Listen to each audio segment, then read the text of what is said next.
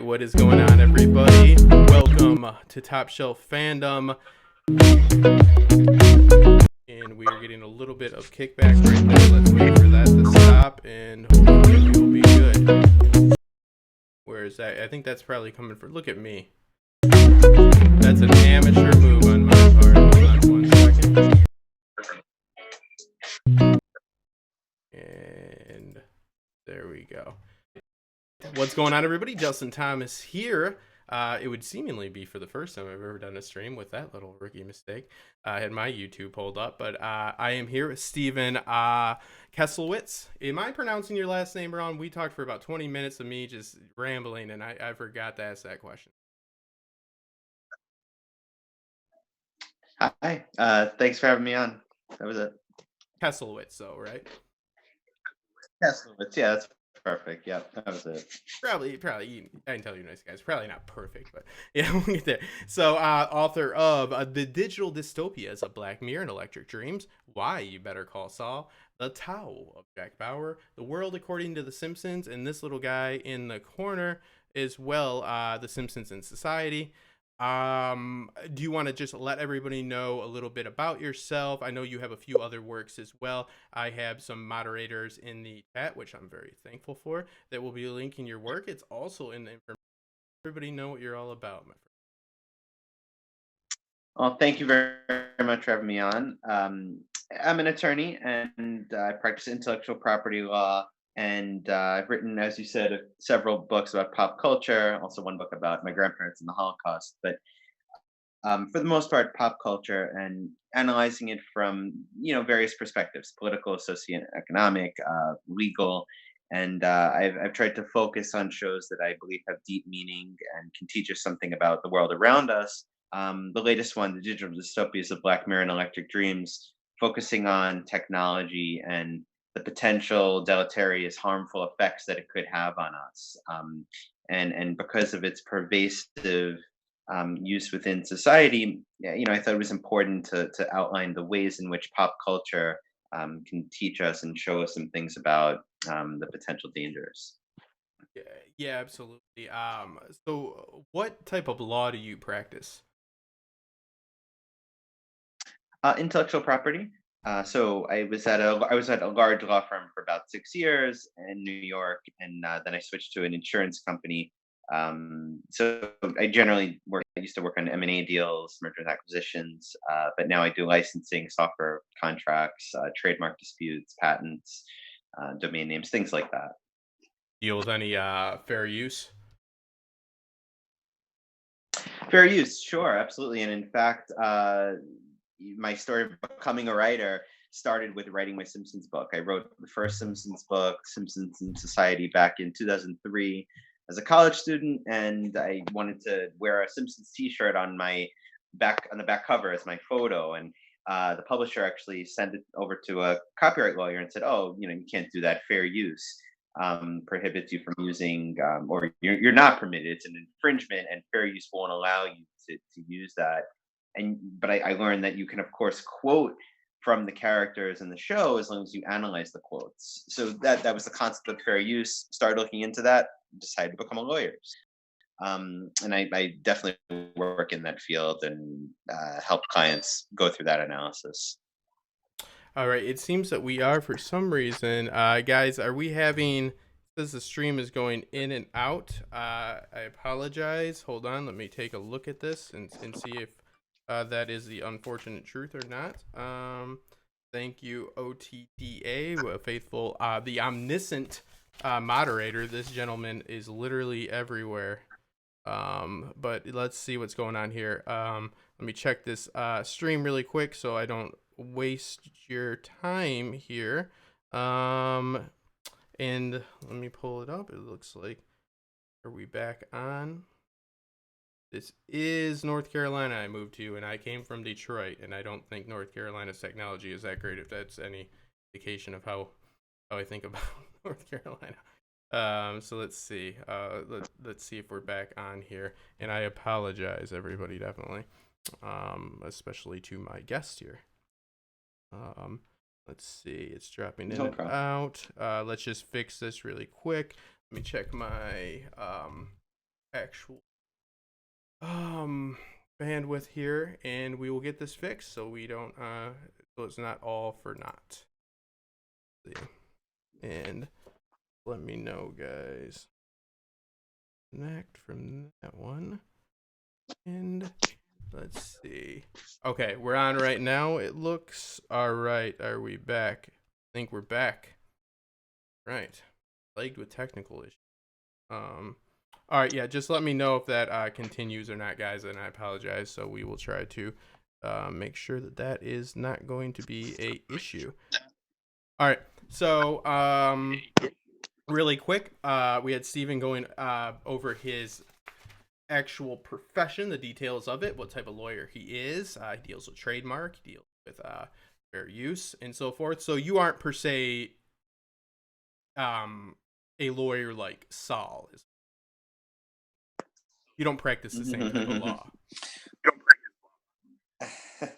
I mean, I don't practice criminal law, and I hope I'm more ethical than Saul is. But no, I don't go to court. So the field of law is just very diverse. There's many different things you can do. I counsel clients. I work mostly on contracts. I used to work on M&A, focus on intellectual property, but different than not a criminal defense lawyer or anything like that.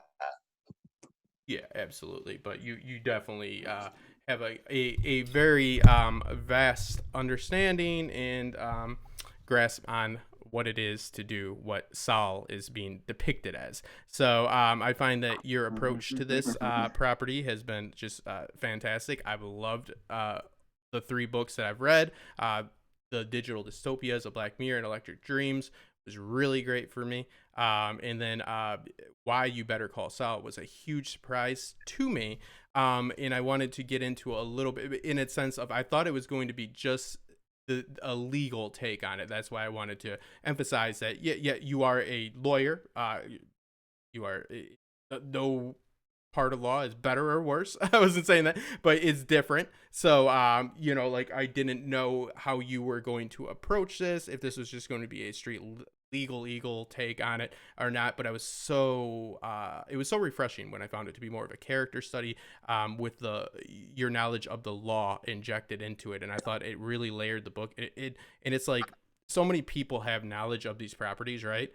And it's like this expertise that you have as being a working as a lawyer, not somebody that just knows about the law, being an actual lawyer is something that you can inject into this and layer it and make it just so much more entertaining and informative. And that's what I'm going to get at. What is your process? Like, what is your goal when you approach writing these books? What do you want readers to take away? And this is vary from, let's just use the Digital Dystopias to Better Call Saul.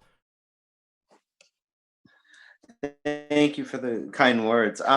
Yeah, I think I always try to pick topics and properties that I think have a deeper meaning and can teach us something about the world around us, society, and show the ways in which pop culture also influences our own lives. So I think taking them individually, the digital dystopia is certainly the prospect of potentially dangerous technology taking over our lives in ways that we're not currently contemplating or prepared for. I think Black Mirror and Electric Dreams and even shows such as the Twilight Zone, which is like a foundational underpinning for both of these. I think they just warn us that potentially like a Disney-fied version of technology, that progress is always a good thing, a good end into itself, potentially there are issues with that and challenges, and we should be aware of the world around us. And I think that pop culture is a great means of communicating that message. So my goal with a topic like that was to go throughout pop culture. Like I talk about 90 different films in there, 68 Twilight Zone episodes I reference. Obviously, the main focus of these two series, but just to show the ways in which pop culture is trying to warn us, and the question is, will we adhere and listen to that message, and how will we deal with potential dangers? So that's like one example. I mean, I think thinking about something like Better Call Saul, you're right. I had started off thinking, look, I'm a lawyer, I'll write about the legal issues, and that very much morphed into a character study. And I did that because of the way that the show presents the characters, presents the story. I definitely have a couple of chapters about the legal issues dealing with lawyer confidentiality and ethics, and certainly things like that, both in Breaking Bad and Better Call Saul. But I think the ways in which Jimmy transforms into Saul, and whether that's a Shakespearean tragedy and his relationship with his brother, I think all of these issues were fascinating to me. The ways in which the writers who I've spoken with kind of pulled this all off, and the way they've done it in a way that's very novel and distinguishes itself. Going further, I mean, The Simpsons is probably speaks for itself, but they tackle so many issues, from gun control to the nuclear family to celebrity culture. So I divided that book into a few different parts. First questioning, why The Simpsons is important. And I compared The Simpsons to Socrates, right? Socrates said, the unexamined life is not worth living. I think that's what The Simpsons does. And I made further comparison to say, look, Socrates, was, executed for his views. And The Simpsons were essentially executed early in the 90s. They certainly survived, but, banned from schools. I've done a number of interviews on The Simpsons, and callers will call in and say, I'll never let my kids watch The Simpsons. And, I'll tell them that it's had a positive impact, I think, on a lot of lives. Mine in particular, it got me interested in law, interested in writing, and I think that it's a way to learn a lot about the world, a springboard for discussion of different ideas. And then 24 is the first post 9/11 television drama to deal with issues like terrorism and torture. I think it's a very important series. I talk about a concept called the cultivation theory, which the theory is that if viewers are not regularly exposed to some idea, then the shows that they watch are going to cultivate them into some sort of particular way of thinking. And I think that 24 in particular had a very powerful message to send, whether or not you disagree with the politics of torture and the way you deal with terrorism. The fact that it was people's primary and first frame of reference for those issues, I think made it have an outsized impact. And I go through different examples. I've written a couple of law review articles about the impact of 24. And one quick example, they found in Iraq, West Point soldiers had 24 DVDs with them, and they had Kiefer Sutherland go speak at a West Point academy. So you see the outsized influence of some of these shows. You have Justice Scalia referencing Jack Bauer on the Supreme Court. And I think it's important to acknowledge the influence of pop culture on our lives. So that's, I guess, essentially my answer to what I'm looking for in the shows, to pick out some shows that have a profound impact in the way we look at the world. Yeah, absolutely. And I think that when you talk about 24 being the first post 9/11 show to deal with those specific issues, and we'll get into this a little bit later, about cultivation theory and about how just like the medium is the message. I think with on the Nighter cast that I was listening to with you, wonderful shout out to Jason. Thanks for connecting us. Yeah. I think I believe it was him here. I'm paraphrasing. It says when you ask somebody what the medium of the message means, that's been around for what, over 20 years now. Yeah, I think that's right. Yeah. Yeah. You ask two people and they'll give you three different answers. So, Sure. cultivation theory is fascinating to me. I really think that stories in which we immerse ourselves in are so powerful. They have been in my own personal life. So I really like the work that you've done. And when you talk about, like, essentially these stories, both Black Mirror, especially in 24, in the respective times, right? They're dealing with issues that had not been dealt with before, Right. right? So, like, Right. technology, with Moore's law, advancing like exponentially, like every month or so. Yep. It's something like you could write an episode 6 months, Right. earlier, and by the time it's produced, there's not only the same technology out, but it could be the point two. It's not even first gen, and we'll get into the discussion towards the end of I kind of refer to it as a chicken or the egg thing. Is do the shows in which we watch influence our culture, meaning like i- is it a reflection of what's happening, or do the stories that we tell as token would have, you believe, and I think there's some truth to it, that the reason he did subcreation, and made the different worlds in which to tell a story is not because it'll just last longer if it's detached from contemporary issues of the day, and it's just a better vehicle in general, but because he truly believed that stories, if you write them and they're read by the masses, that they will come true to some sense, maybe not in a literal sense, but the ideas behind them and the themes and stuff, what they're exploring, it's no doubt that story influences. We are storytelling animals. So I love that, you have chosen to do these properties, especially an anthology series or two anthology series. I admitted to you before this, and I admit to everybody, I have not seen Electric Dreams. I looked at the cast; it's got everybody from Richard Madden to Bryan Cranston, a lot of great actors. It's on Amazon Prime for free. Right. Well, if you have Prime. I work for Amazon here. But I'm gonna give it a watch. Black Mirror, I was recommended by one of my wonderful, my small but loyal group of Patreons who are always, showcasing, introducing me to new properties, and I loved it. I love the anthology series. I love that structure for telling story. I think is very effective. So we're dealing with things for the first time. So when you're approaching these, you obviously have to approach that anthology series differently than Better Call Saul. It's Right. interesting because now you do have personal relationships with some writers on all the series that you cover. uh, well, the Simpsons and Better Call Saul for sure, right? Absolutely. So Yep. so you're in what I'm getting at is you're in discussion with them to some degree, um, which is interesting to me because when I am speaking about a story, I always say I think it's only fair to judge it upon, firstly, what they're attempting to do, right?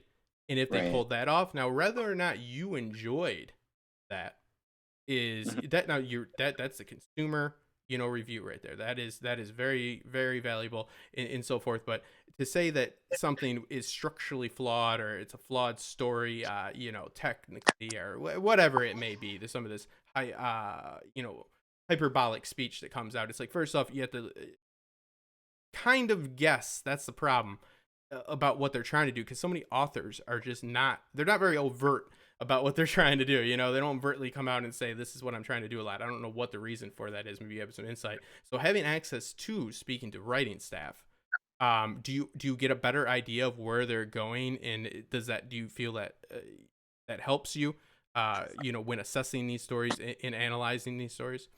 I think so. I do have working relationships with the writers and producers of a lot of these shows, but we um it's not necessarily, and typically not, in the course of them writing an episode, so I don't Mm, get access to secrets or anything like that, or what's coming. I think that fortunately, they've appreciated the books, and they've liked that, and that's how we've kind of got to know each other. So it's I don't have that type of influence, or even insight into what they're doing, and I think that's a good thing. I really like to be independent, and not have the properties review the books or anything like that. I'm free to sort of critique where I think I see fit. And I obviously have very positive things to say about all these shows, but in terms of the way I interact with them, it's mostly like, oh, we enjoyed your book, and I've been invited out to Hollywood and some parties and got to meet really everybody from these shows, which has been a lot of fun. But it's more of that sort of personal, You're not getting daily sent to you. no, I'm not. Yeah, no, but at least I would figure that it's got to be gratifying and a little bit validating that they do enjoy the books, because I would take that as you got to be somewhat on point, right? It is. No, I mean, look, I have some sort of experiences through all this. I mean, one of the joys of my life, aside from being married and having kids, and I'm very thankful for all of that. But I mean, in terms of working life, um, writing a book was always a dream of mine. But then a great side benefit of it has just been, giving Matt Groening a copy of my book, and him, signing one of the copies, telling me it was great, and having discussions with him a few times. Vince Gilligan sent me out of the blue. He sent me a letter in the mail on Better Call Saul letterhead, telling me how much he loved the book, and our discussions. And I have all these mementos. The Simpsons animators have drawn me as a Simpson and sent me photos and pictures and all these sorts of things. And I'm friends with one of the primary Simpsons writers who lives in New York, and I've been over his apartment. We went to the beach together. So we these sort of things have been very cool. Not certainly not what I set out to do when I wrote books about pop culture, but You weren't sort of like, hey, I got to be friends with them. This is the best route. it's really cool. I went to the Better Call Saul season 3 premiere in the LA, and the red carpet and the Hollywood party and all that stuff. And I can go on and on. There have been a lot of these experiences. It's been a lot of fun. So it's definitely been an enjoyable thing. And if people want to see photos, you can go to Facebook page and website and all that. So Yeah, actually, I want to get OTDA or any of the mods that are in there. I'm so sorry I had to shut down all other devices to make sure, because I don't know what's going on with this North Carolina internet. I don't know if it's because it's still living in the early 2000s or not, but his links are in the information for this. If you could share them as we go, I'd really appreciate it, as I always do. But yeah, I mean, what I was getting at, my little bit of writing experience at a much lower level, especially to that, has shown me and has most importantly has definitely changed my approach to how I analyze story, because I know that it's never, these are human beings that write these stories, and I think absolutely. people tend to forget this. In a writer's room, it can be a mess. I have to believe this goes from the very bottom where I was at to the very top. This isn't some master plan that's laid out that they just need to do this. Even in an adaptation, is a very difficult process itself. It's not easier. It's not harder. It is different. It's like a stage actor to a television actor. Yeah, no, and I look, I've been in these writers' rooms. I've been there when they're under stress, and I was told, actually, I was in the Simpsons writers' room, and having lunch with one of the writers, and he had to sort of quickly go back to the room, and he told me it was a very stressful day. He was going to miss his flight because he had to stay longer and all that. But he said that those are the episodes that are often the best. Where there's that stress, and things seem like they're not under control, that forces everybody to give more attention to it, and those turn out better than others. That was actually what he told me. I always remember he said that, so that was interesting. That is it. Yeah, I've heard that before. It came from not firsthand, but the South Park writers, and I don't know if you know about how their writing process, but I don't know that she come with a bottle of scotch and a handgun. All poor jokes aside, yeah, they say that the episodes in which Matt is not wanting to send into the network, are always turn out being the best. And it shows the passion behind it. And thank you so much, everybody that's sharing Steven's links here. And another, I want to just say hi to the people that are in the chat right now. John Taylor, what's going on? We got Costume Co., who she is a professional costume designer that works in what I believe is referred to as Hollywood North, Canada. New York on budget, Vancouver, but no, has done a lot of great work and has a really great channel that she has had me on, quite a few times, which questionable on your part, Heidi, but nonetheless, I love you. And we got W. Axel Foley, one of my main collaborators from Daily DVR Podcast, Westworld Theory Cast, Alexander Augustus Aurelius. My God, that is a noble name there, pal.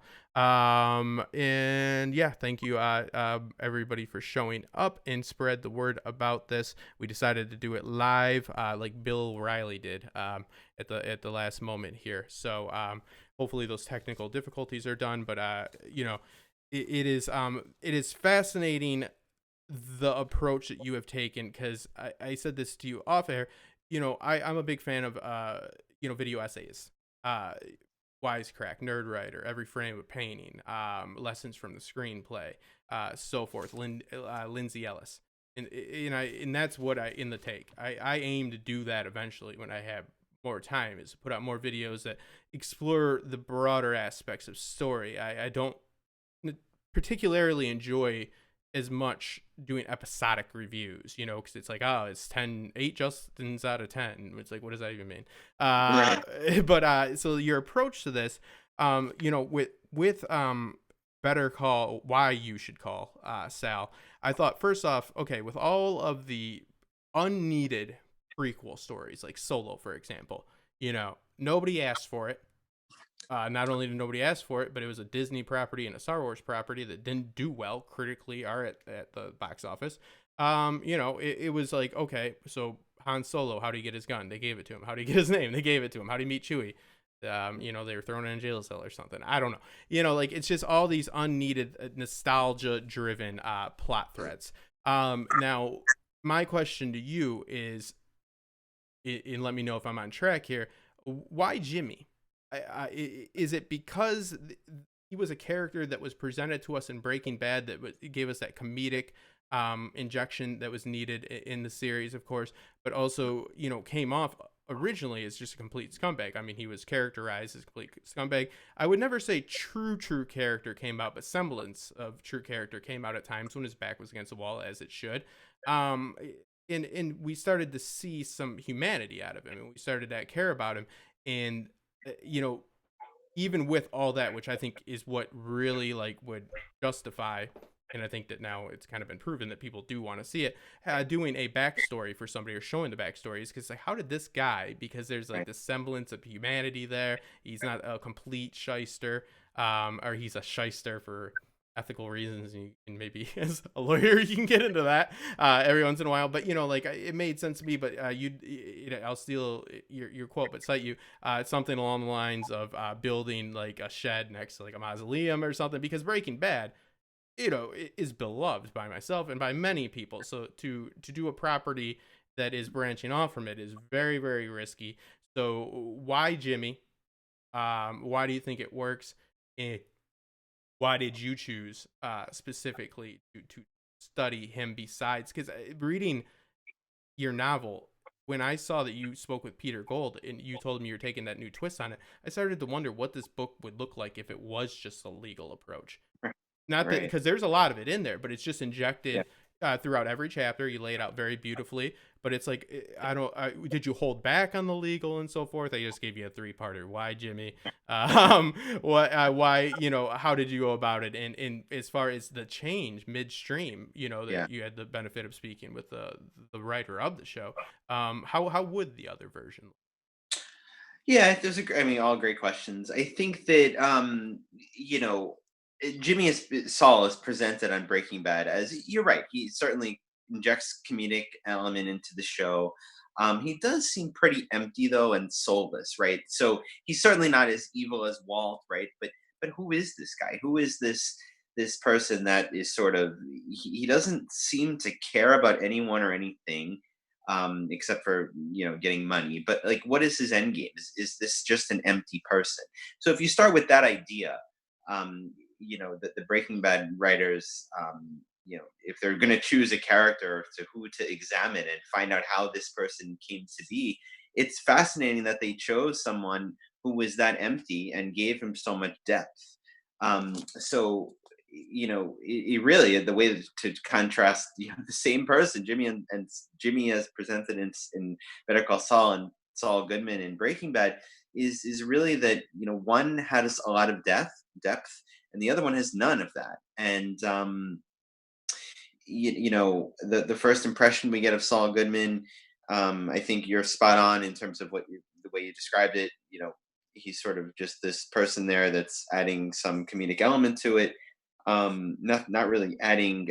It's difficult to see him, in a different light. And I think the challenge that the writers took on by having him and molding him and showing how he's transforming in Better Call Saul is to show that, look, people can and do change. Circumstances it can affect someone's development, and I think that's where that show really is, that transformation. The fact that there's really a couple of tragedies, Shakespearean type tragedies, that Jimmy goes through, and I examine this in the book. So the character development, the transformation, and if you compare him within both shows as I do in the book, I think it's kind of fascinating to see that. I think that talking to Peter Gold, right? He had asked me what angle I was going to take for the book, and to me, that was an interesting question, and it actually made me rethink my approach, because I had thought I was just going to write about, as you said, the legal issues. I'm a lawyer, and there's so many bad things that Jimmy does. There's some good things too. He's a good lawyer. He advocates and is zealous for his client, and he complies with ethical rules in a lot of ways. And there are other lawyers on the show, conversely, like even take Chuck, who's a prominent partner in a law firm. He actually does some pretty unethical things at times. I thought that there was enough there for a book, even after the first couple of seasons. But I wanted to focus on the character development part of it, because of the way that the way that the show was being structured. It wasn't a legal show. It was a show about a lawyer. It wasn't about a legal issue. If you think about the legal issues that are presented, they show Jimmy and Kim at a bank hearing. It's extremely boring from a legal perspective. It's the opposite of something like, LA Law or Law and Order, where it's the legal issue, not the lawyer who's the focus. Here, it's the focus on the character. And I think they show some mundane aspects of being a lawyer. Kim works in a basement of a large law firm. I used to work at a law firm like that. I wasn't in the basement, but certainly I, worked 12, 15 hours doing due diligence, doc review, the type of things she was doing. So you don't see shows do that too much. And I think it's unique in that way. The show certainly did its research as to how lawyers operate. But yeah, no, that was the reason I kind of shifted years as I was writing it. And I think you asked a third question I didn't Yeah, get to. yeah, yeah. I do that. I'll try to stop. But I love what you said about that, because that is you have people will say plot driven, character driven. Everything is a character, a series in which like Better Call Saul, their characters are stronger than the situation, so the situation is enhanced. They one hand feeds the other. It definitely, though, in the workshops I've done, it's always you have to strip down stories, right? Like take Ride Along and figure out, like, change, like, from the brother-in-law that's riding with the police officer to prove that he can marry his sister. Like, how do you switch that to make that like a dynamic story, or change the tone of it, stuff like that. So like I always look at things like Westworld specifically, and I used to make an argument that I don't stick by now, that tech was like, because you could tell the story about objectified people, and people that are, not being treated with any sense of humanity, or any sense of decency whatsoever, in just being objectified, by, like, say, like, share farmers, or like Russian Serbs, or the Atlantic slave trade, right? Like you could tell that type of story, and the technology is something that they inject in, and they use it as a tool to use it. But now, as it goes on, they do have a broader message, as we'll get to with Black Mirror, about the tech, and so it's like they're using this type of story that is not new, that is of an objectified, group of people that are rebelling, and you root for them, but they're also, there's a message, a deeper societal and cultural message, as you explore. So I really love that. And yeah, like Saul, I really think that what it comes down to, in my opinion, I love the book so much more because the legal aspects of the series actually are big character moments. They might not be like big Mhm. legal moments, but Right. his back is against the wall in these moments. So his character comes out, the decisions that he makes, even in Breaking Bad when he like screws over, um, you know, God, why Aaron Paul's character, why Jesse, when he screws over Jesse and he goes, "Sorry, business kid," you know what I mean? Like, Right. so he Right. puts his back against the wall, but like, I guess you definitely could tell this story, like just about a CEO of like a Fortune 500 company with a brother, like blah blah blah, a love interest that works for Enron or something. I don't know. You know, you could workshop it around, but like, I think that where the value comes in is something that you highlight about like the legal system and how and what better to explore somebody's ethical and their morality than as a lawyer, right? I mean, that's why liar liar, they're like, well, somebody can't lie for 24 hours, who do we Yeah. put that on? They're like, well, let's light it with only one set of lights for the whole thing and then we'll make it a lawyer. That's the obvious choice.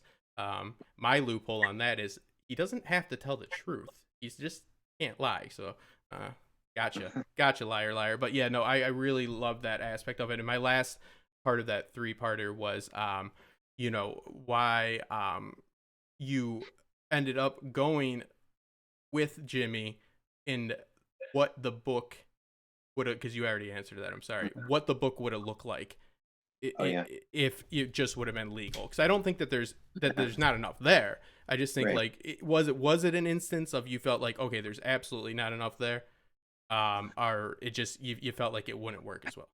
Yeah, no, it's a good question. I think I have one chapter that is titled the legal and ethical issues of Better Call Saul and Breaking Bad.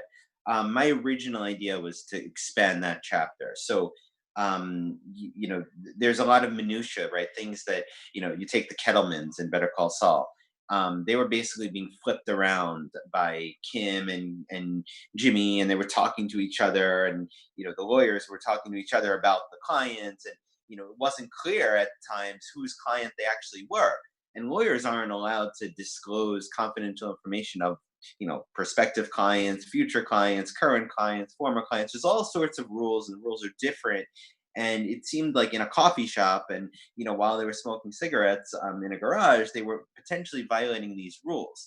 And I thought it was very interesting because I think that the show, the writers intentionally for the benefit of lawyers to kind of catch this, right? It wasn't just, okay, you know, these lawyers are having they're not really sure what direction they're going in, the client's interest potentially isn't being served. No, it's actually weird. We don't actually know whose client they are.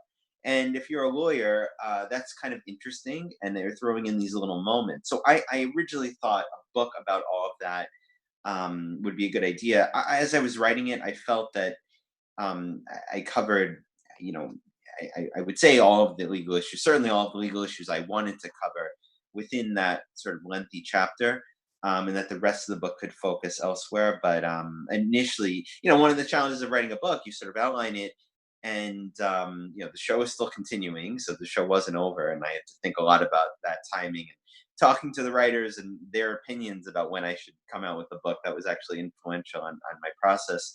Um, but I didn't know how many pages that would take, and I Mm. realized, well, I can devote probably three-quarters of the book to the character transformation and the relationships, and maybe about a quarter of the book to the legal issues. So that was just something during the process that the outline changed, and I think the book would have looked certainly different, just more of that chapter.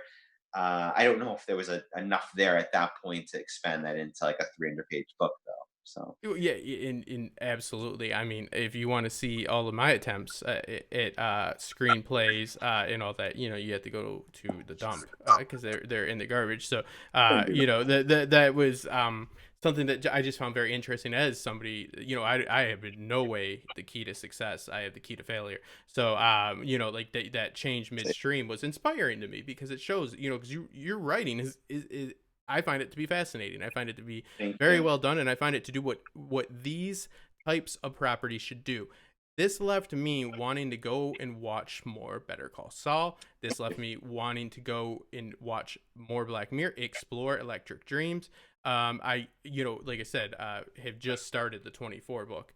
But That's what the fandom's about. That's why I make videos, is I hope that people, it's not, you in theory should be able to disagree with everything I say, like for my conclusions on it. Now I should be basing them in logic and giving you a methodology per se about how I got there that's useful, another tool in your tool belt. But you don't need to agree with me, you know what I mean? But it needs to pop up questions about it, and we'll talk about it a little bit. Yeah, but I think that it's fascinating. And also I think, what are you getting at, that you don't think that, like, when you see something that's incorrect, that they're doing, that it's a lack of legal knowledge? Because I'm assuming they have advisors on the set, just like The, Westworld has like tech advisors. Because Lisa Joy and Jonathan Nolan, they're not tech people, you know what I mean? They're not in that business, like, so like you have to bring in advisors.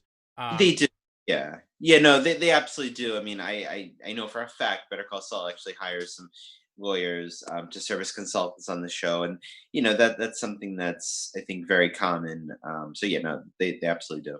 Yeah, if it's something that looks not right, like for example, Legal Eagle, that channel I was discussing with you privately, is a channel that takes that just straight approach, and he brings up in the first episode that how Saul is at, for practicing his closing argument, and he's in the bathroom. The bailiff has to come get him. So then when he comes in, he's all pumped up, and he busts through those, into the what do you guys call that? Through the double doors. Oh, I don't. Yeah, no, I know what you're talking about. I'm not Yeah, sure. you can't just do that. So he's bringing it up. Uh-huh. As my amateur writing experience would tell me, that they're showcasing, this is the very first scene or sequence of scenes. This is the first 5 minutes. They're showcasing that he is a different type. He is a Oh yeah, performer. You know what I mean? Like, so that is a creative sure. liberty that they're taking. And Absolutely. yeah, it's not factual, but like they're not going to be like, well, the judge better say something about that. You know what I mean? So I think that fact, versus fiction, like analysis of historical, documentaries and biopics and stuff are very fascinating and stuff like that. But again, respect the medium, and I think that that's what you've done here. And I'd be very interested to read if it just was a legal book. It was fascinating to me that you could change it, because that's a pretty big change, and it still comes off as this wonderful property. But as you alluded to before, that seems to be the trend. Um, Absolutely. uh, Yeah. so when we're looking at these different approaches, these different methodologies within the show, we have Chuck, right? Mhm. Chuck, you talk about quite extensively, and I think the big debate is does Jimmy ruin Chuck, or did Chuck ruin Jimmy? Right. Um, is I don't take a purist approach on anything. Obviously, he was a catalyst for change. They both, vice versa. Jimmy was catalyst for, Chuck's, arguably his downfall, and it didn't help Jimmy that he got screwed over by his brother. Um, but the different approaches to law, what would you say is the major difference? Just one, between Jimmy and Chuck. Yeah, I think it's a great question. I think Chuck is, sort of the book smart lawyer. He's that partner at the law firm who's high powered, who the clients are going to look towards for knowledge of statutes, laws, common law, and to represent them based on knowledge and experience. I think Jimmy is more passionate. He's also a shyster, and he doesn't respect the law. And I think that was one of the main things I talk about in their relationship. And it's a good gauge of how they view the world, because the way that Jimmy views the law is, it's a means to an end, right? He doesn't have respect for the law or institutions or things like that. He uses it as an end, as a means to get somewhere. Chuck has actual respect for the law, and you can imagine him, obviously, of course, representing a client in a zealous way, but ultimately respecting the process, right? So if Chuck loses the case because a law is a certain way, he probably has a certain degree of respect for that process, and even if he's not happy with the result. Jimmy, Jimmy's approach is not necessarily wrong, right? It's not black and white here, right? It's not to say, look, the law should be respected, and the fact that Jimmy doesn't respect it is a bad thing. I don't necessarily think that's true. if you act within the ethical, rules and guidelines, which Jimmy doesn't, of course, much of the time. But if he had and didn't have respect for the law and simply used it as a tool to achieve a client's objective, there's nothing wrong with that. I think that that's a fine approach to lawyering. It's just, I think that that is one of the main differences in terms of how they look at the law, look at the world. Jimmy's always trying to use something to get to advance, and Chuck is more principled. And I think that's just their different outlooks on the law and life. Yeah, you mentioned, I believe, that Saul doesn't look at legal counsel as he looks at it as a commodity, Right? Yes. not a given, not the Sixth Amendment, states, that you have the right to counsel. That he takes the more of it's like a, getting I don't know, like a personal trainer or something like that. Right, absolutely. I mean, you could tell from Jimmy's advertisements. So I extensively talk about those and how they could, arguably violate all sorts of different restrictions on attorney advertising. And attorneys didn't used to be allowed to advertise until there was a famous Supreme Court case, Bates versus the state of Arizona, that allowed attorneys to advertise under certain conditions. And you see Jimmy as sort of the exemplary, lawyer who should not be advertising. Right, he's the reason there was prohibitions on this. And I think Chuck acknowledges that. And this is sort of a good area to talk about, right? Because Chuck is not going to go on TV and advertise his services. He doesn't view the law, as you said, as a commodity. He views it as a distinguished profession. And that was, one of the main reasons the bar prohibited attorneys from advertising.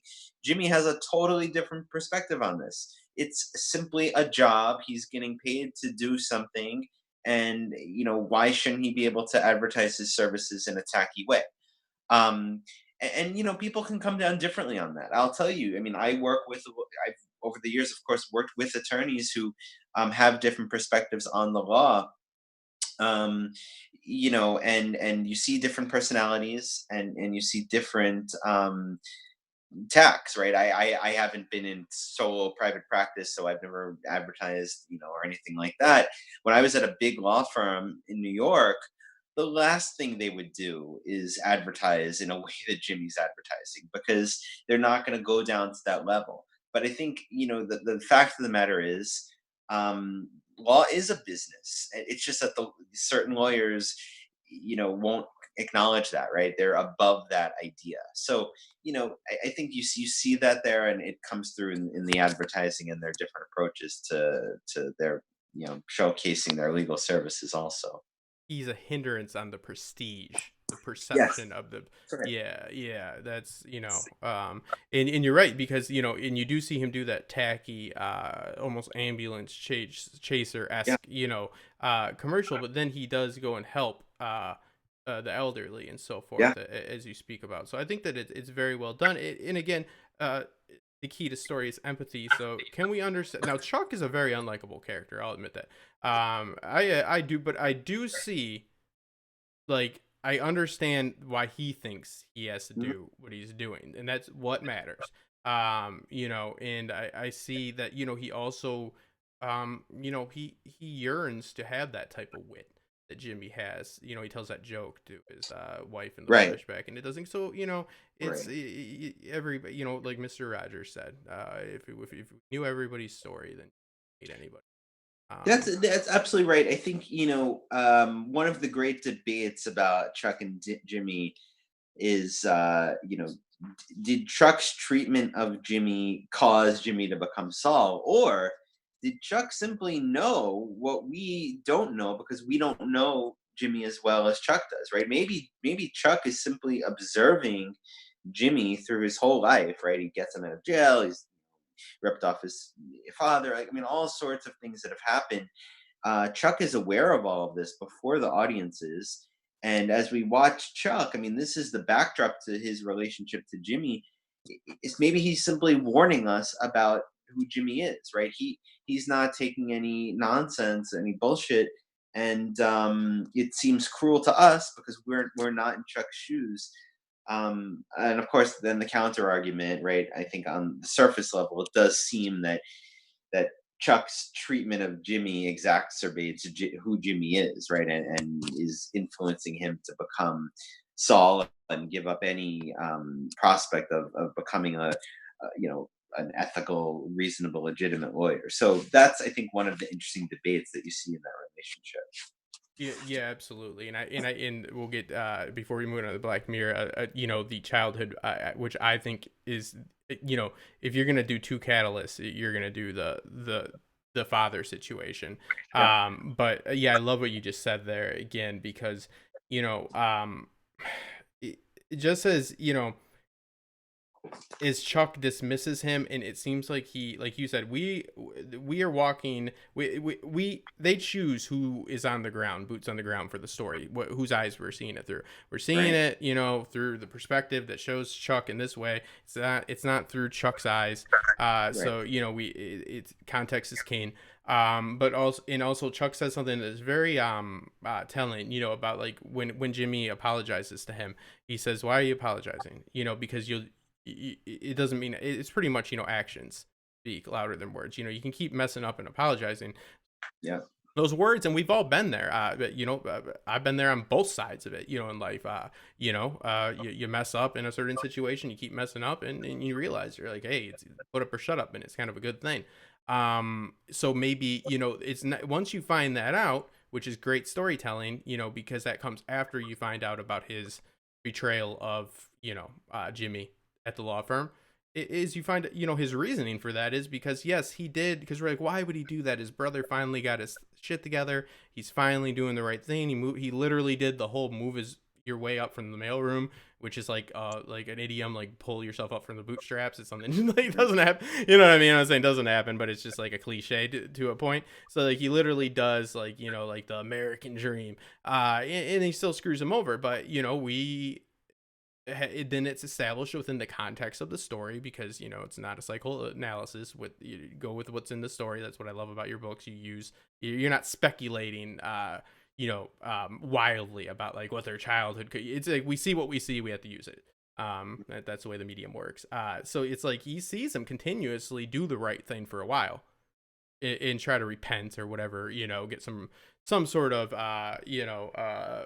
redemption in his life, whatever you want to refer to it as, and then he simply goes back to his old ways. And we see behavioral traits that are just him by himself, with the light switch, or the whatever that switch he's not supposed to, all these things that lead you to believe that, hey, maybe, Chuck's got a point too, and that's the best type of storytelling. I still don't like him, but to close off the Better Call Saul, which again, thank you so much for just I never dislike the story, and it is a testament to how great of a story it is, because I have literally not watched it since season 2 when I watched it live, and these characters are so vivid Yeah. Yeah. to me. And when you were speaking about them, I was like, oh, like I didn't have to like go and I haven't rewatched any of it, and but I really want to. I just have to do my Westworld business first. But you speak about the incident at the store as a child, where we hear the story that Jimmy stole money from the family, right? And what we find out is that his dad was what is referred to by the gentleman, the scammer, Hmm. as a sheep. A Hmm. guy comes in, he's clearly pulling a scam, a scammer, a bullshitter knows another bullshitter. Jimmy has that, kind of another piece of evidence right there. It seems like it's a little bit embedded in him. I don't know. It just won't get into that argument, if he's conditioned or if he's born being kind of shady. But he sees this, and he doesn't want he's trying to warn his father, but his father not only gives the guy the money he wants, but then gives him goods. So he goes above and Yeah. beyond. Now, there's an argument for, even if you're getting scammed and that makes you feel better, who's to say that's the wrong thing? To be honest, I take the approach in life of like, hey, man, as long as you're not hurting other people, if that's going to make you like somebody that has a son that isn't doing well, and you got to pay their rent, and it's like, well, you got to, not do that for them because they're, suckling off your teat and they're never going to learn anything. It's like, well, but if you can't sleep for 3 months because of that, then go ahead. In my opinion, you know what I mean? Like, I kind of have that approach, but he gets this experience that serves as a catalyst. I believe that he sees doing the right thing, or what people think is the right thing, good intentions paving the way to hell type of deal. It never pays off for him, and also it's a sign, not that it just isn't good for him, but it's weak, right?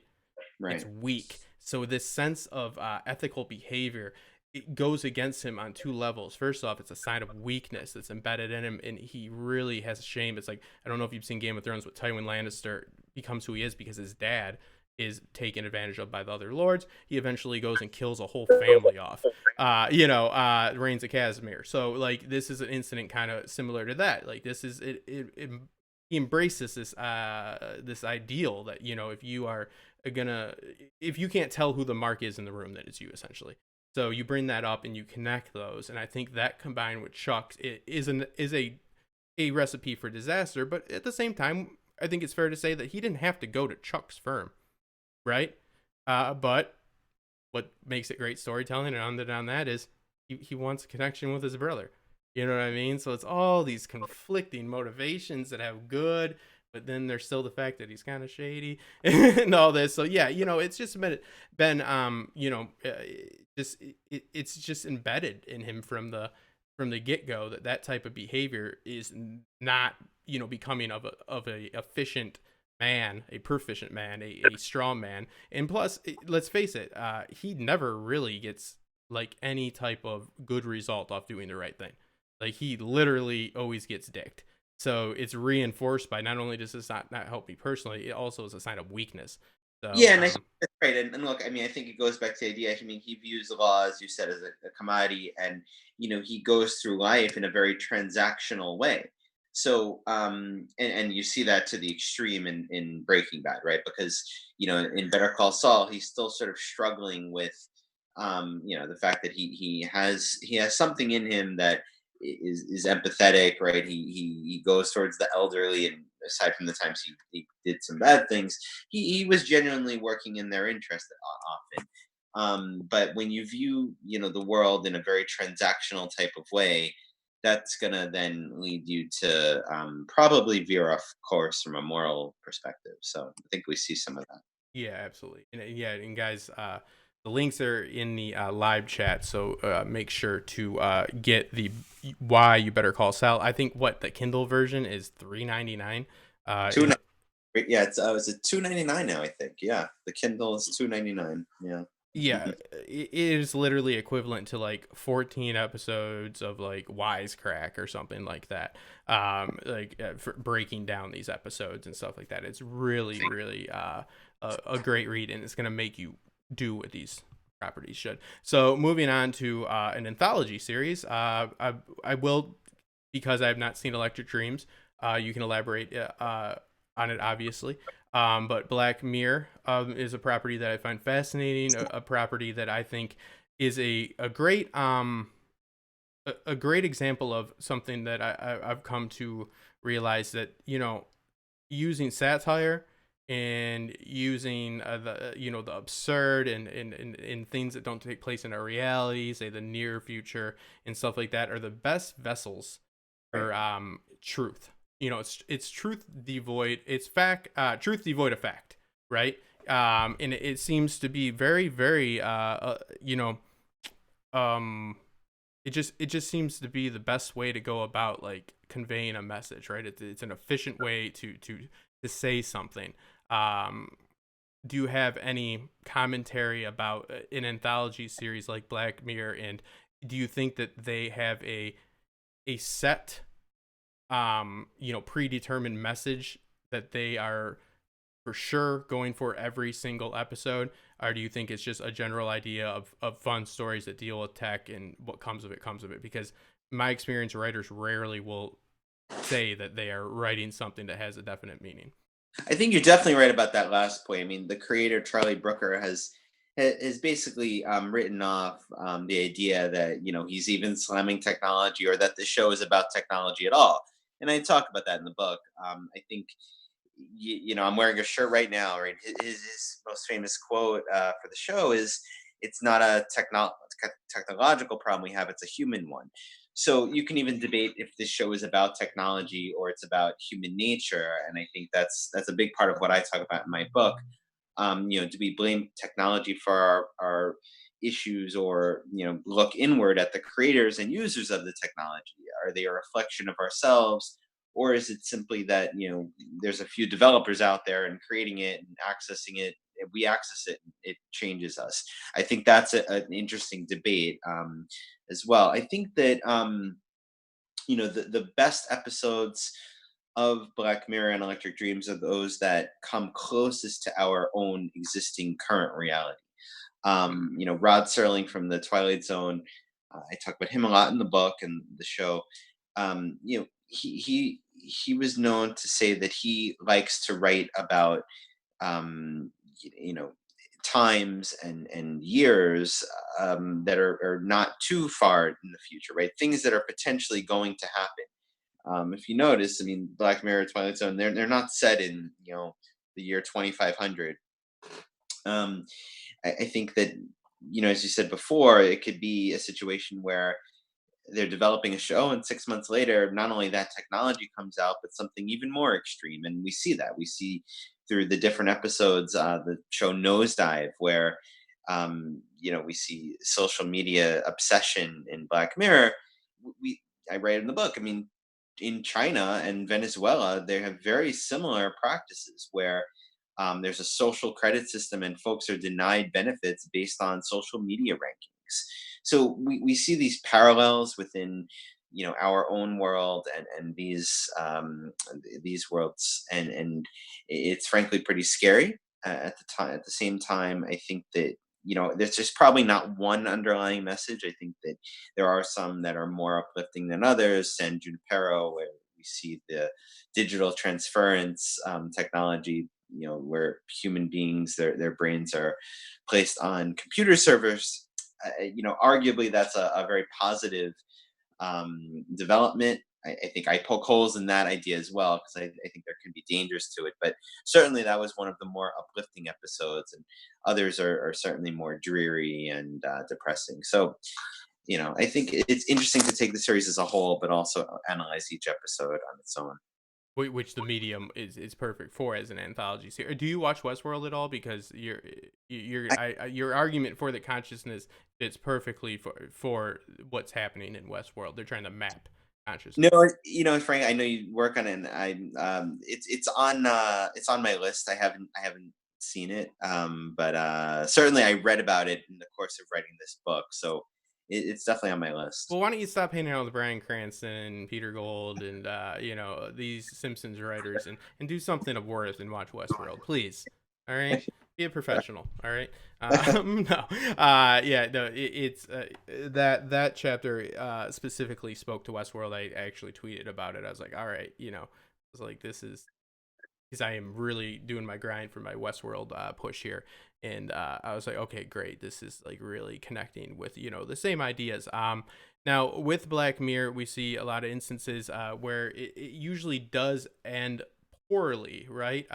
And what's going on, Shade of the Evening? Thank you for the support, and it's always great to see you as well in the chat. But let's see. When you have a series like Black Mirror that's in the just distant future, it's just like you said, like just like a arm's length away in the grand scheme of things. It definitely can take some more liberties. It can not be as controversial in the sense of if you're using contemporary tech, then it's going to be up for even more of a debate than it already is, right? Because they're going to say that's not how people are acting. Now the debate has to be that's not how we think people will act. The one thing I did notice, and I know I speak of Wisecrack a lot, I actually do hold the channel in high regard, but they do a Deep or Dumb series on Black Mirror, which I find to be just not, it's not handled very well, because they base their rating off of if this episode ends basically like with a bleak outcome, right? They will give a dumb rating to episodes in sight because it has a soft ending. It's things like the one with Miley Cyrus didn't have that ending, like you're saying, like it didn't have that bleak outcome. I don't think that that's important, and what I'm getting at is like where do you stand as far as people deriving messages from these properties, all of these properties, and how far can they, where's the point in which they differ so much that they're out of context of the story completely?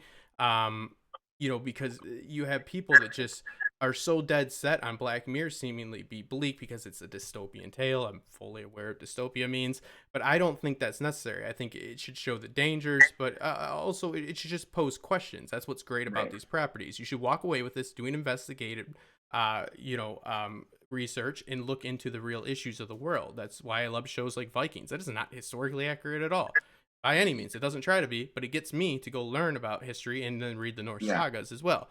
And Black Mirror seems to be held to the standard that it has to be bleak and it has to be like it literally like the final act needs to be like them laying in a bed crying, right? No, I mean, I completely agree with what you're saying. I think the most powerful shows, I talk about this in the context of the Twilight Zone, they teach us about potential human reaction to new technologies, new ideas, different weird circumstances.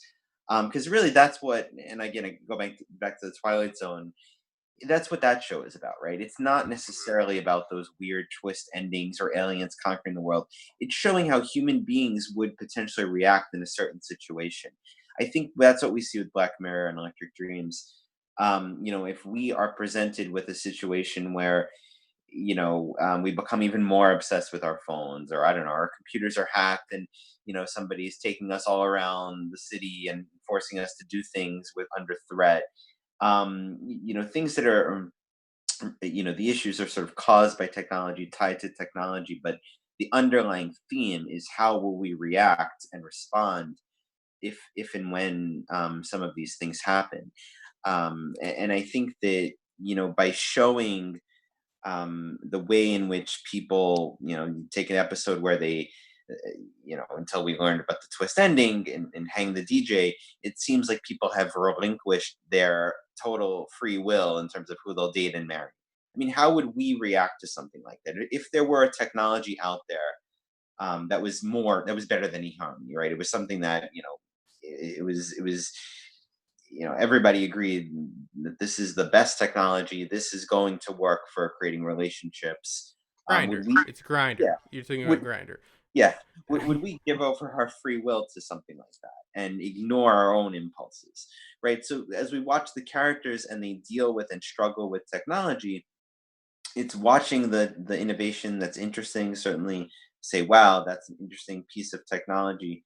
But I think what's more interesting is seeing the characters' reactions and trying to put ourselves in their places. So to me, it's certainly not the ending that matters. I don't think that is what would qualify as a good episode or a bad episode. It's showing a range of how human beings would react to something. Yeah, and you brought up earlier, about how humans act with technology. And I love how in the book you cite series like Parks and Rec, and you cite series that aren't the plot is not moved Yeah. forward by technology, but it's present. And I love that because of this. Because can we really say that a series like even Black Mirror, like it's a yes, tech is in it, but okay, tech is in our life so heavily right now that it is just literally like okay, like when if there was television series out when the car first came out, right? Yeah. And there was a show that had cars in it. They'd be like, oh, this is all about cars. You know what I mean? Like it's a car driven show. Yeah. Oh, that's a stupid pun, but I kind of like a car driven show. But anyways, see at the wheel at that narrative. But anyways, like, and now we'd be like, what the hell are you talking about? It's just humans being humans. So Right. Yeah, no, that was actually exactly what I was going for. So, I mean, I was watching just a range of TV shows while I was writing the book, and I kept jotting down some quotes and lines and small plot things from different series: The Office, Parks and Rec, The Simpsons. Even even shows like 24 and Better Call Saul. Frankly, I mean, really everything at some point deals with technology. And the very fact that the show was not trying to focus on technology, yet still it became at least a sub theme in take The Office in at least a dozen episodes. I think that speaks to the pervasiveness of technology. It's not that the show is made to address these issues, yet, like you said, it's part of our lives. You can't make The Office without showing how people interact with their computer systems, with with self woofs. right, with woofs. That's right. Um, and I think that actually it goes to the broader theme of just how important and pervasive technology is in our lives, for good or bad. You can definitely argue both sides of that. Yeah, I think that the end cap it.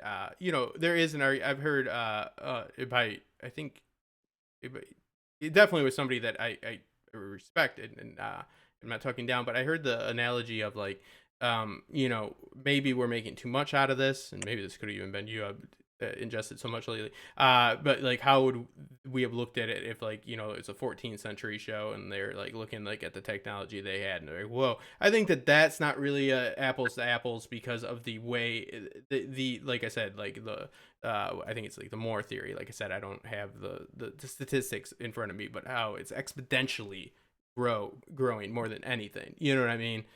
Look at what phones do now, what they used to do 3 years ago. It's insane. It's not like the trebuchet or the you know what I mean. Like we are moving. You could pretty much live from the 1300s to the 1800s. It be transported throughout any of that time. Yes, you're gonna have some issues, but you're pretty much gonna understand how to live because things did not change exponentially in that time. Meaning like your day to day stuff. Like now, dude, you miss a week. It's like, what am I supposed? I'm supposed to be on what now? TikTok? I'm supposed to be Yeah, a WhatsApp?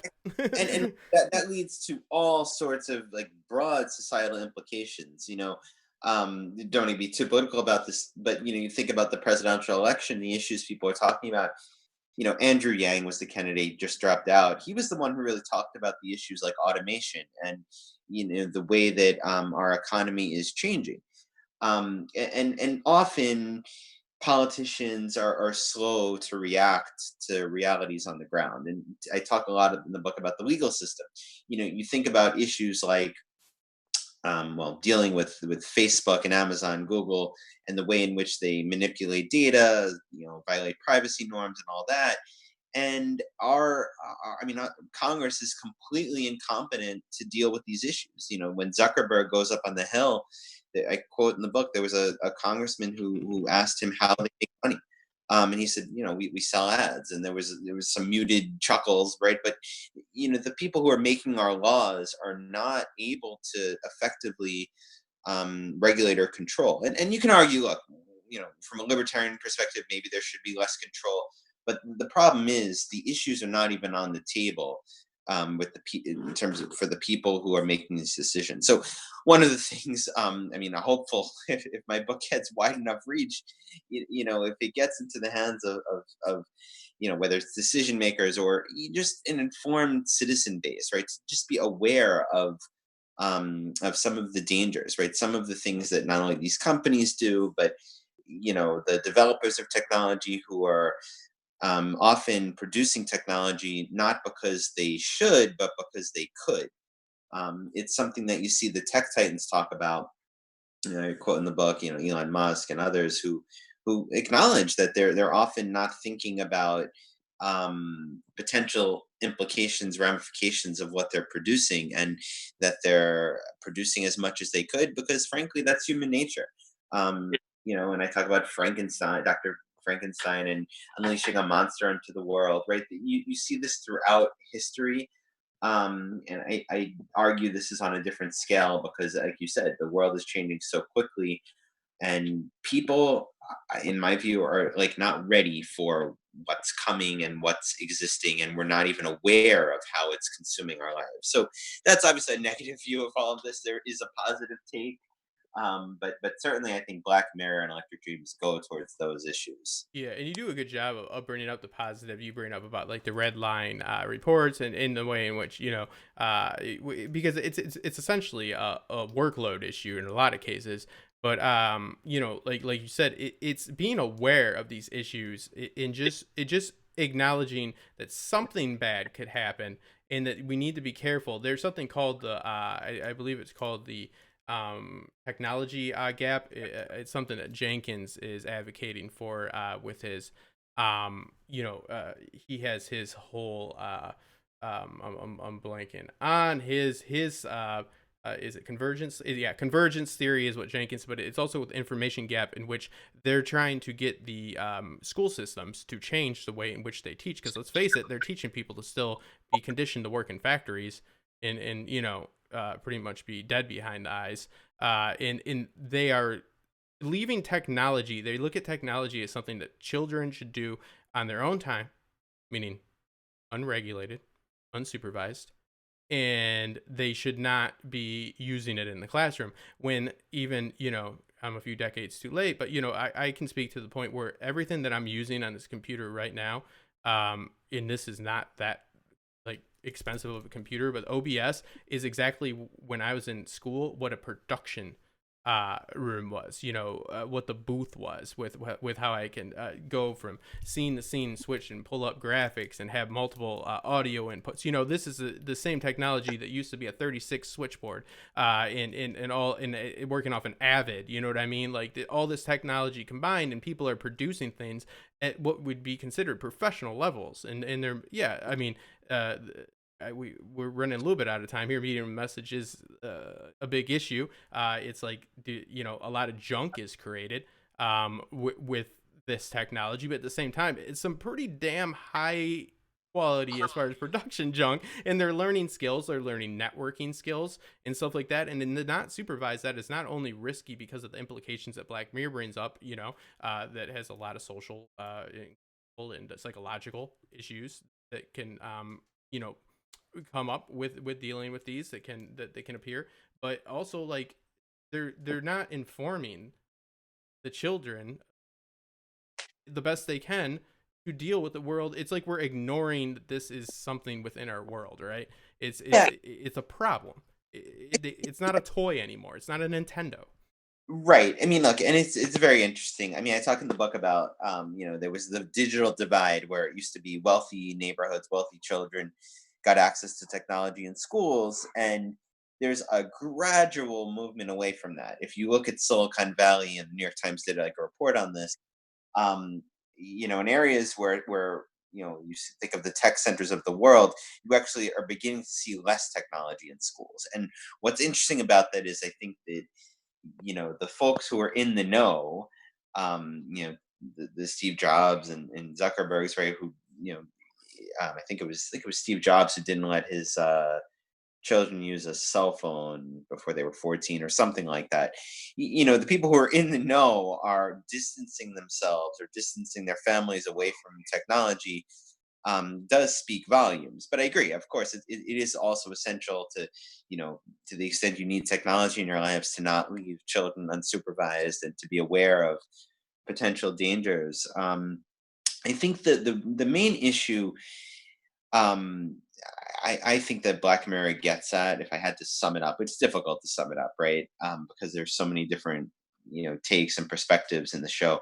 But, are consumers really informed about what they're doing, right? Or you're using your phone. This feels like an innocuous action.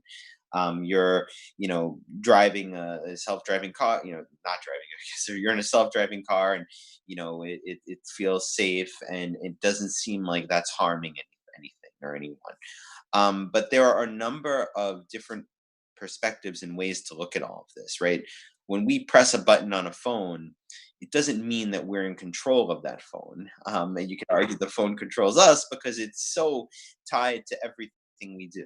If you try to give up Google for a week, you're going to have an issue with that. It's going to cause problems in your life. I like And to, so don't do it, people. yeah, I mean, I think, and by the way, the Twilight Zone, I go into this in detail, also talked about these issues. There was an episode of the Twilight Zone where there was a man whose machines were actually harming him physically. Like they Yes. were, it was this weird episode, right? They were doing things, and he would break them because he, to basically defend himself. And then at each time he'd hire a repair person to fix the machines. Like a drug addict. Yeah, like a drug addict, right? Exactly. And I think the message I take away from that, when you think about technology and in contemporary times, we're so plugged in that even if we're aware that something is harming us, right? Even if we did have that informed consent, which we don't always have, we couldn't even untether ourselves from technology. So it's number one: do we have informed consent, or do we know about all of the dangers that technology is posing? And even if we do, is there anything that we can do to effectively stop it, or is it too late? I mean, we rely on technology. We couldn't be doing this interview, right? We couldn't be. I couldn't be selling books on Kindle, right? I mean, technology is not necessarily a bad thing at all times, but we're so tied to it that to divorce ourselves only when we want to is a challenge, and it's very difficult. And when you think about some of the technologies presented on Black Mirror, where people could have access to our memories, or thoughts or ideas, and we've seen this in the Twilight Zone as well. um Once these technologies are produced, it's very difficult, if not impossible, to regulate. There was a great episode of Twilight Zone called "The Howling Myth," where it's the devil that's locked up, and you don't know throughout the whole episode if it's actually the devil, because he's imploring a stranger, to let him out. He says, "Look, these people locked me up in this monastery, and they're crazy, and I'm an innocent person. They have me locked up in here."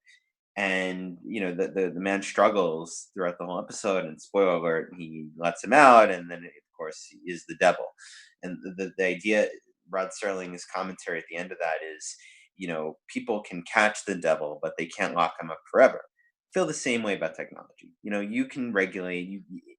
Well, it's difficult for our I think our Congress, but even if they could effectively regulate, once an idea is out there, an innovation is out there, it's very difficult to just stop it from reaching the masses. And if that's the reality, then if regulation isn't going to save us, at least, Brain. Not yeah. And listening. that goes to the idea of informed consent. So to me, that's like the overarching theme of Black Mirror, Electric Dreams. So to your earlier question about, does it matter if you see a negative ending or something like that? No, I think it's showing how humans can react to these different technologies. Yeah, yeah, I actually look at that as a weak form of storytelling to have to adhere to that. To just you know, tag on a little bit briefly to what you said. It is especially dangerous because it is so helpful, right? That's the worst type of danger. Because what happens when we start getting these implants that allow you to know calculus without having to learn it? What Right. happens when we start becoming part autonomous beings? What happens when we stop having to drive cars, like you said? All these things are already happening. So the argument is it's beneficial, and it is beneficial. But what happens if those things surge out or whatever? I'm not a tech guy, but Mm, you know what I mean? yeah. Then you Yeah. have a populace of drooling morons because nobody is going to do the work, because there is the argument for, well, no, no, no. If everybody does these chips, we can stop spending money on school. We can get to that extreme. It's the worst type of evil because it's got benefits. Nobody told you that sin felt good. I'm not like a very religious person, but I like that quote. You know what I mean? Like, it's very slippery slope. Even with Alexa, who be quiet, I didn't turn you off. Like I've talked about this before, that you start to get these suggestions even from Google and stuff like that. And at the end of the day, you're losing a little bit of your agency because, yeah, it's going to Yes. recommend things, but you didn't come to that conclusion fully on your own. It was implanted at Right. the end. They have parameters and algorithms. Yeah. Parameters with algorithms keep you in certain segments. They Right. don't really encourage change because guess what that does? Fuck with their algorithm. So there's a lot of things to just it doesn't always have to be like, oh, now the world's ending. And I think this whole man versus machine thing is not as relevant anymore. And from what I've heard from people, from podcasts and I listen to, that predictive technology is far more likely to be the end of us, Yeah. than any of this. No, I think, look, that's absolutely right. I think that the Terminator type scenario, right, is something, Black Mirror addresses in Metalhead, right? But I think before you get there, there are a lot of other dangers. And You're right about losing agency. I think that that is absolutely true. You know, one of the great ironies, talk about this in the book, is that we live in the information age, and our information flow is controlled essentially by Google, you know, Facebook to an extent, right? And if you control information, you control democracy. You know, you think about think about an issue like, again, not to be political about stuff, but think about Russia. Think about the hysteria going on with Trump, Russia, all the stuff that was going on. I think a bigger problem, a bigger issue is how much control certain companies have over the way information flows. You know, you can have hackers trying to intrude on elections and all of that, and that's of course terrible. But Facebook literally will tell us, will flow down and filter information to us based on algorithms, and who knows why, who knows what, who knows their ultimate purpose. Is it profit? Is it political? Is it a mix of the two? Do they even know? But you know, they have such immense power that you know, we talk. I think often our politics gets off track talking about things that are frankly red herrings. We're Uh, treating the symptoms of the disease, not the disease. It's yeah, like that's immigration is, we always want to stop. Oh, stop illegal immigrants from coming here. Okay, so why are they coming here? The immigration, illegal immigration, coming here, not, documented, undocumented peoples within our mhm, country is a symptom of a disease. Now, why are they coming here? Why don't we look at that? Don't build a physical wall like a Neanderthal and say, "Oh, we'll keep them out by physically." So that is literally this, like the most like based, like caveman approach to it. Think, why are they coming here? They wouldn't come here if there wasn't a benefit. All right. So how do we fix this? I'm not saying it's simple, but stop treating the symptoms of the disease and treat the disease. And that, I think that's exactly what you're alluding to, and it makes so much sense. It's like Facebook and all this stuff. Okay, so hackers are taking advantage of these institutions and the interfaces and all this. So okay, let's go ahead and just, not to get political either, but assume Russia's just gonna never yeah, stop fucking with us, and we're not gonna stop fucking with them anytime soon. I'd love to say that it's going to happen, but let's always remember that there's always been conflict. There's just sure, always been, and it's going yeah, to happen. Hopefully, we can all be peaceful, and I'm all for that, guys. But let's deal with truth that is, based in fact, not what you want to believe. And what we should do is stop what yeah. is I actually mean, the problem, I think not it's who's right. I exploiting it. think Sorry. yeah, I think my overarching point is that Google and Facebook, and you know, there are others you can add to that list, right? Amazon, etc. But they wield so much more power than I think people realize, and frankly, than any individual state actor has. And um, you know, this is not. I'm not necessarily calling for a regulation, right? I don't have a solution to this. I talk about the different potential solutions, and they're all probably pretty flawed in the book, because I don't think you can easily solve this problem. But you know, when you have companies who control the way that we get receive information, and if information is really the core of our democracy, you know, we can't function in a way that we're all informed. And I think it's to me it's one of the most significant problems of our day.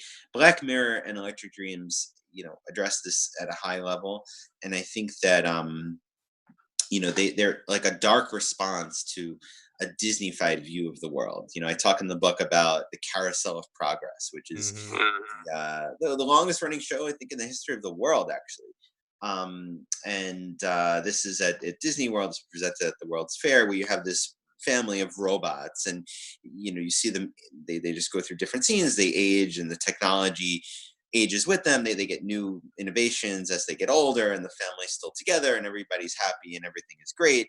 They don't lose anything in the process, right? So number one, it seems very key to Disney that they should be adding technology, and it's only a positive, right? It's going to be a better television. It's going from color, black and white, to color, you know, to HD, and etc.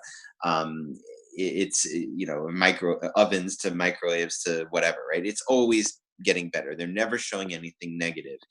And I, there's a few points to talk about there. Black Mirror, as I said, I think is a response to that. Hmm. Progress isn't necessarily always a necessarily good thing, um, in the way it's defined by Disney.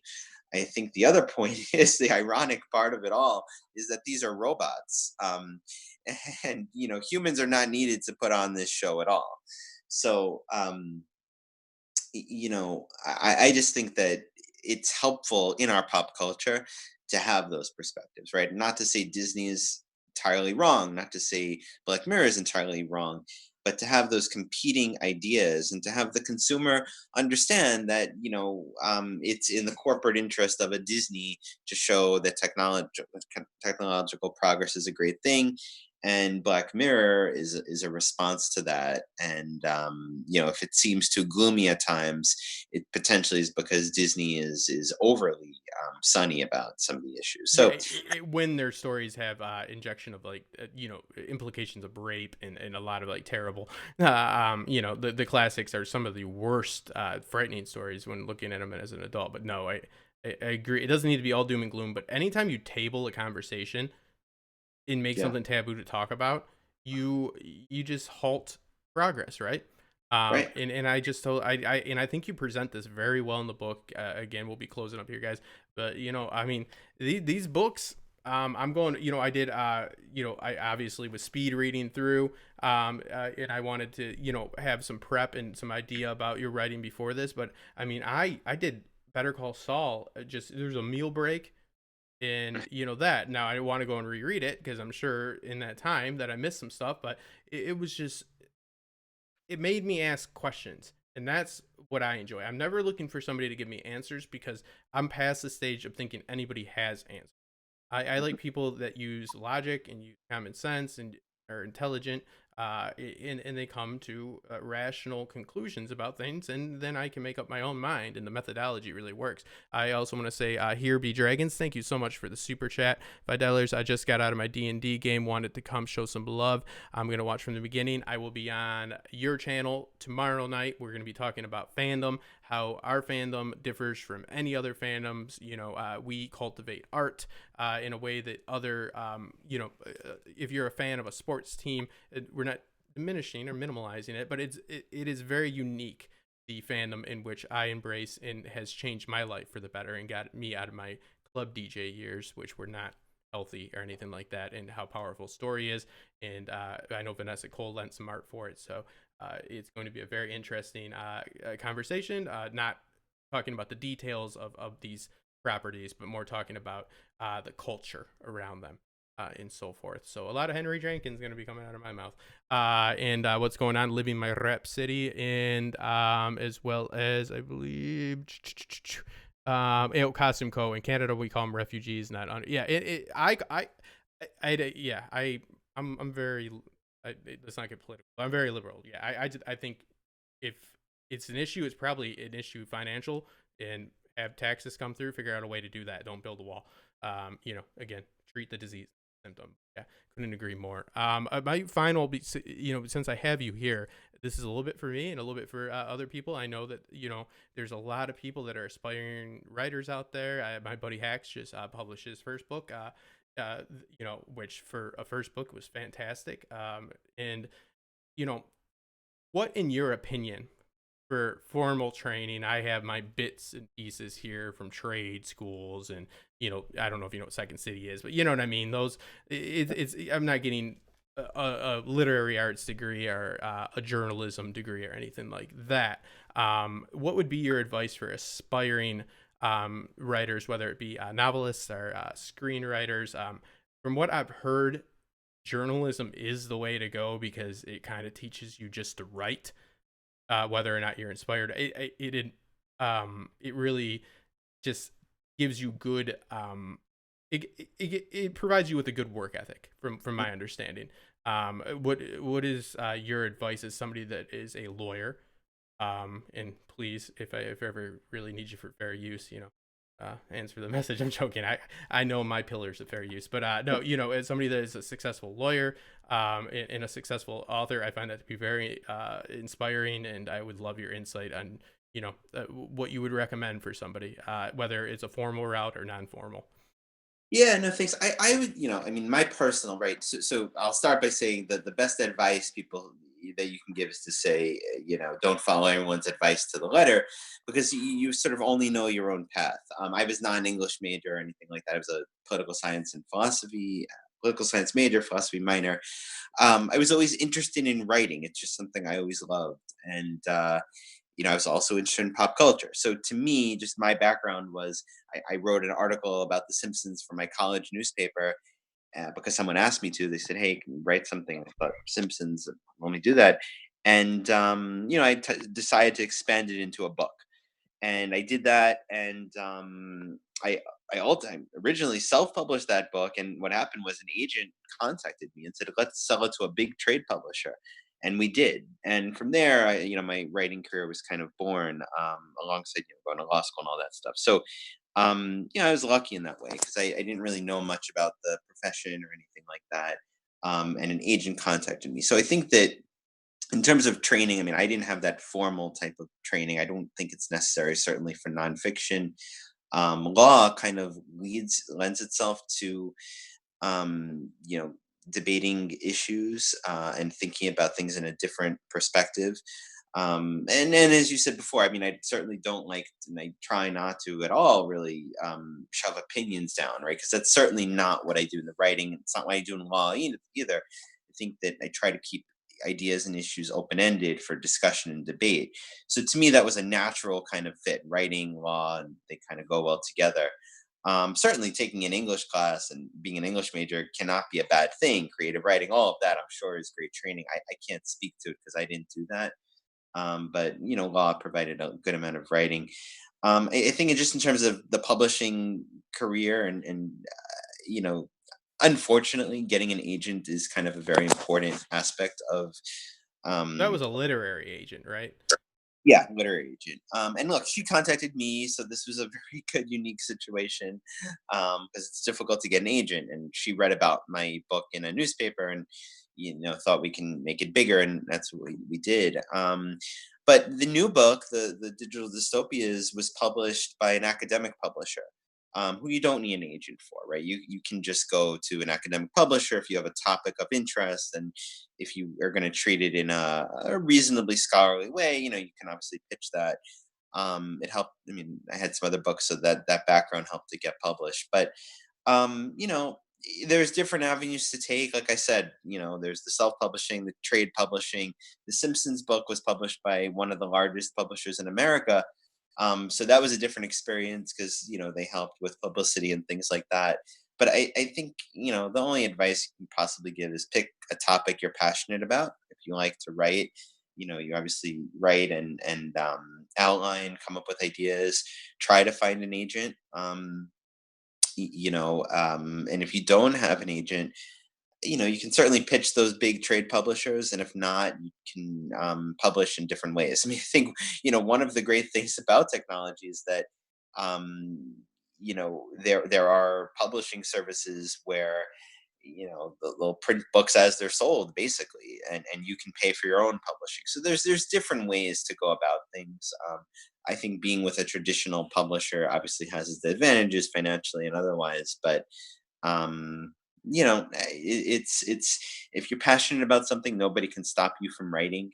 And whether it's a blog or a book or whatever it is, you can tell my interest has been pop culture, so I've kind of stuck with that. And figuring out something that you're interested in, and devoting yourself to it, is important. I mean, writing a book is takes a lot of time. The Better Call Saul book took me about 2 years. The Digital Dystopias, I wrote rapidly. It took me about 10 months. The Simpsons one was a little quicker. So you have to figure out your own timing, and if it's something you enjoy, it's definitely a labor of love. Yeah, I think that the one thing that I learned and that I have been working on now in my 30s, unfortunately, was in my 20s, until I got into the other side of the entertainment business. I always had somebody working with me that would work as my story editor, meaning I have good storytelling, skills, but my literary skills were lacking. And that was something I was never taught, because I was always the guy they would go to for concepts and the broad strokes and the story and the dialogue. And then I would have somebody that would be, uh, flushing it out, like cleaning it up, polishing it. And, Robert McKay is one of the books all of his books that I recommend him. He thoroughly goes through, and it sucks later in my life if you figure out that it's like you have ideas. Everybody has great stories in their head. To put them on paper is a whole different story. No pun intended. And if you don't have great literary skills, meaning, your ability to structure sentences, from the very basics, down to like the very small details and nuances. You just are limiting yourself because you have this idea in your head and you need to convey it, and you are really. I've found that it's really hurt me, and that's why so many times I'll get halfway done with something and fail, is because I run out of tools to use, if that makes any sense. So that's what I've learned. And if I could tell, and I've told my niece who started writing that, and she's like an atypical personality per se, unlike me, and I'm so happy that she is like somebody that, I used to love that quote that grammar's for people that don't know how to write, because they should sentence yourself. No. It's like you got to learn, like go and take your basic. Like I skipped. I was able to pass all like my basic English and stuff like that, and go straight to play production and screenwriting and improv, and stage work. You know what I mean? It's like the idea that you can just be a creative and be great. It's true for some people, but you definitely need to hone your just basic skills. And I speak out of having the key to failure, and that I believe has been a hindrance to me, and I'm working on that, and I've seen success from it. You know what I mean? So I think that if I was going to go for formal, it would be journalism. That's needed there. But you are an inspiration. I really can't recommend your work enough. Are you doing a new Simpsons book? No plans, but I actually just announced a few days ago I'm actually having some my book is being translated into a bunch of different languages. So I had a Portuguese version of it come out a while ago, and now I'm finalizing a contract for translations in 8 different languages in Europe. So not a new book, but it'll be available like in different languages, which is cool. Yeah, I just saw a Simpsons 2020 thing. It just might be a re-release or something like that.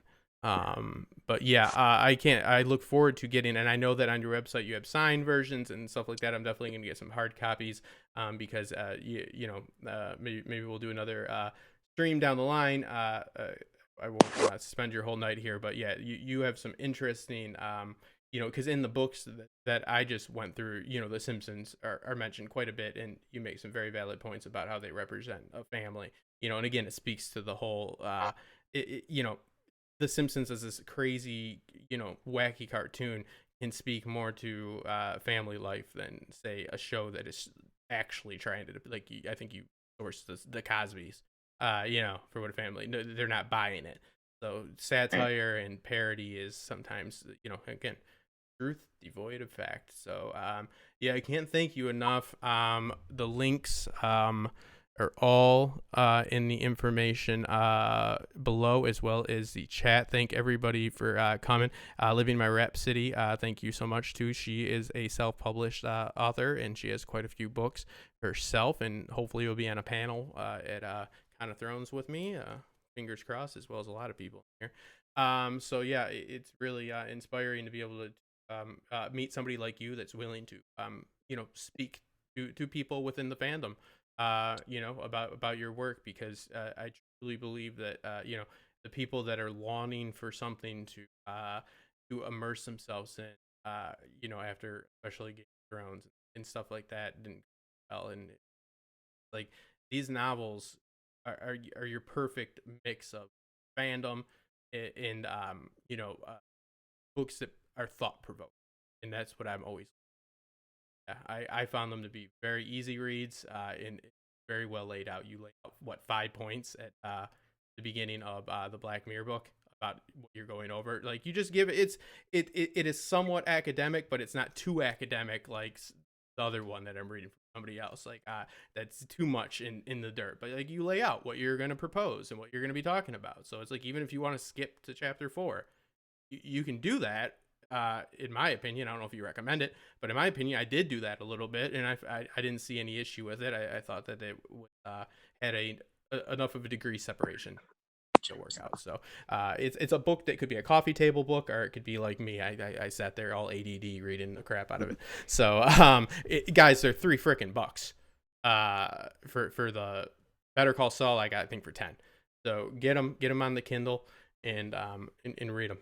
They are a lot of fun. So yeah, if you have any upcoming projects and all that, now that we're connected on social media, the reach I have, I'm always willing to use it to help those within the fandom, because I believe that's the key to success, is working together and working together with intelligent people, especially somebody of your status and talent. So thank you so much, Stephen, for coming on. And everybody read his books, because I'm going to be doing videos on them. So thank you so much. It was great being here. I mean, I really appreciate it. It was a great discussion. And no, thank you for all the kind words. It's great. Really enjoyed this. Thank you. I'm really happy I liked your books, because if I didn't, this was going to be really awkward. Yeah, so no, thank you. And yeah, all your information's down there. Thank you for your time. You enjoy your evening, sir.